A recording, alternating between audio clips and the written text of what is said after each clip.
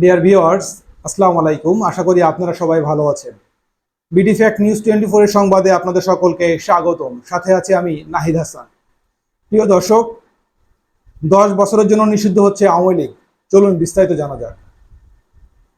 গত 5ই আগস্টের পর থেকেই ছাত্র জনতার উপর নির্বিচারে গুলি চালিয়ে গণহত্যার অভিযোগ ওঠে শেখ হাসিনার নেতৃত্বাধীন আওয়ামী লীগ সরকারের বিরুদ্ধে।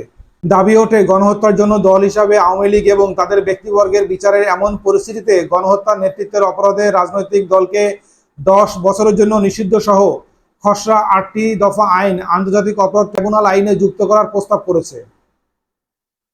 আইন মন্ত্রণালয় কোনো প্রতিশোধ কিংবা প্রতিহিংসা নয়, সুবিচার নিশ্চিত করতে চান উল্লেখ করে আইন উপদেষ্টা অধ্যাপক আসিফ নজরুল বলেন, সবাই দেখেছে কি ভয়ঙ্কর হত্যাকাণ্ড ঘটেছে। একটা বৃদ্ধ প্রজন্ম একটা তরুণ প্রজন্মকে উন্মুক্তভাবে খুনের নেশায় নেমেছিল। আন্দোলনরত ছাত্র জনতার উপর নির্বিচারে গুলি চালিয়ে গণহত্যা এবং গুমের অভিযোগে আন্তর্জাতিক অপরাধ ট্রাইব্যুনাল সহ বিভিন্ন থানায় শেখ হাসিনা সহ আওয়ামী লীগের নেতাকর্মীদের বিরুদ্ধে যখন একের পর এক মামলা হচ্ছে, তখন কেউ না বুঝলেও আমরা বুঝি এর গুরুত্বটা কতটুকু।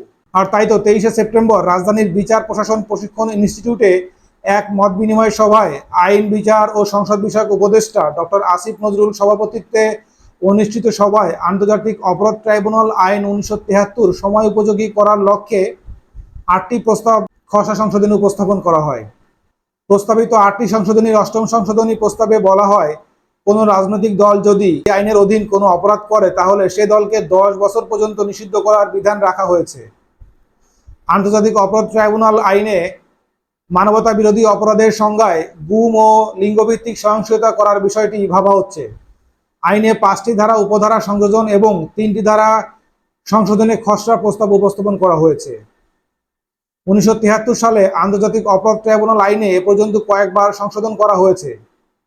সংশ্লিষ্ট সূত্র বলছে, বিগত আওয়ামী লীগ সরকারের আমলে 2009 সালে এই আইন প্রথমবার সংশোধনী এনে আইনটি মূলত হালনাগাদ করা হয়। এরপর 2012 সালে দ্বিতীয় সংশোধনী এনে আসামিদের অনুপস্থিতিতে তাদের পলাতক ঘোষণা করে বিচার এবং এই ট্রাইব্যুনাল থেকে আরেক ট্রাইব্যুনালে মামলা হস্তান্তর বিধান যুক্ত করা হয়। 2013 সালে সর্বশেষ সংশোধনী আনা হয়। এর ফলে ট্রাইব্যুনালের রায়ের বিরুদ্ধে সুপ্রিম কোর্টের আপিল বিভাগে আপিলের সমান সুযোগের বিধান যুক্ত করা হয়। সংশোধনী প্রস্তাবের সিদ্ধান্তটি চূড়ান্ত নয়। আলাপ আলোচনার মাধ্যমে আইনটিকে পরিপূর্ণ করা হবে বলেও সভার আলোচকরা আশাবাদ ব্যক্ত করেন। 8 খসড়া সংশোধনী প্রস্তাবের প্রথম সংশোধনীটি ধারা 3 সংক্রান্ত প্রস্তাবিত সংশোধনীর কারণে জেন্ডার ও কালচার গ্রাউন্ডে যদি কোনো সিভিলিয়ানের উপর ব্যাপক ও সিস্টেমেটিক আক্রমণ করা হয় তাহলে তো মানবতা বিরোধী অপরাধ হিসাবে গণ্য করা হবে, যা পূর্বের আইনে ছিল না।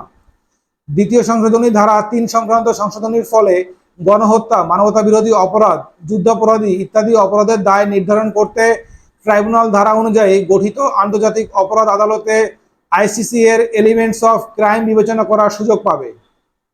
তৃতীয় সংশোধনী ধারা 4-এর 2 সংক্রান্ত সংশোধনীর ফলে আইনের অধীনে অপরাধ হতে পারে, এটি জানা সত্ত্বেও যদি কোনো সংস্থা, সংগঠন, দল, সংঘবদ্ধ চক্র বা সবার নেতৃত্বে থাকা ব্যক্তি যথাযথ পদক্ষেপ গ্রহণে ব্যর্থ হয়, তাকে বিচারের আওতায় আনা সম্ভব হবে, যা বর্তমান বিধান অনুসারে সম্ভব নয়।